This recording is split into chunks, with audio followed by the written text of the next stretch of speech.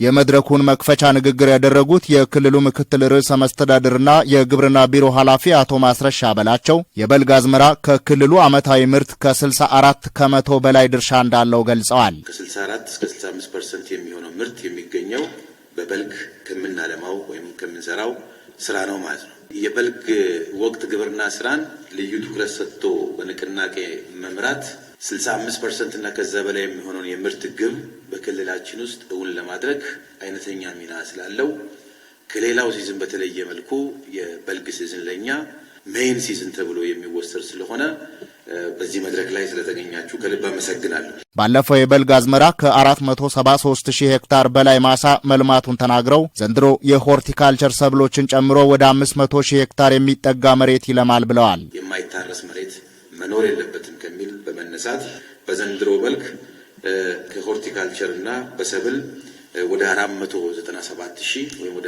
500,000 ሄክታር ሊሆን የሚችል ማሳ በበልግ ወቅት እናለማለን ብለን ነው እቅድ ይዘን የገባ ነው። የምርታማነት መጠንንም እንዲሁ ባለፈው ዓመት ከነበረው ለማሳደግ እንደሚሰራ ተናግረዋል። የነበረን ትሬንድ ስንመለከት የምርት እድገቶች ዓመት ከዓመት እየጨመረ የመጣበት ሁኔታ አለ።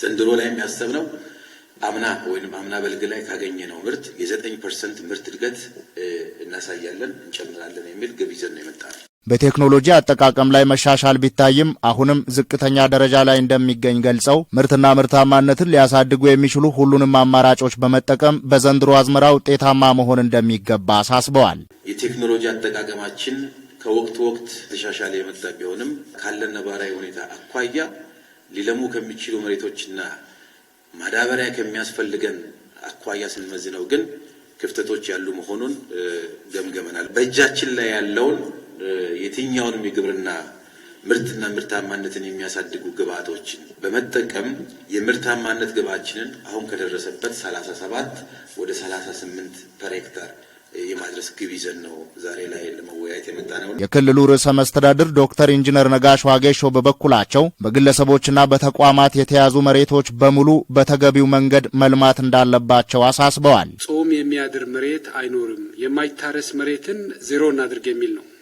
ሊታረስ የሚገባው መሬት በየትኛውም አይነት መንገድ በኢንቨስትመንት የተያዘ መሬትም ይሁን በግል በቤተሰብ ደረጃ የተያዘ መሬት ጾም ማደር የለበትም። ይህንን በምርት መሸፈን አለብን ነው። አቅም የሌላቸው እና ማረስ የማይችሉ በተለያየ ችግር ውስጥ የገቡ እንኳ ቢኖሩ አቅራቢያ ካለው ማምረት ማልማት ከሚፈልገው ከሚችለው ቤተሰብ ጋር አብሮ ተቀናጅቶ ማረስ መቻል አለባቸው ነው። የግብርና ባለሙያዎችን አቅም ማሳደግና በሙሉ አቅማቸው እንዲሰሩ ማስቻል እንዲሁም ማበረታታት ለሚፈለገው ውጤት እንደሚያበቃም ጠቁመዋል። በርከት ያሉ የልማት ሰራተኞች አሉ።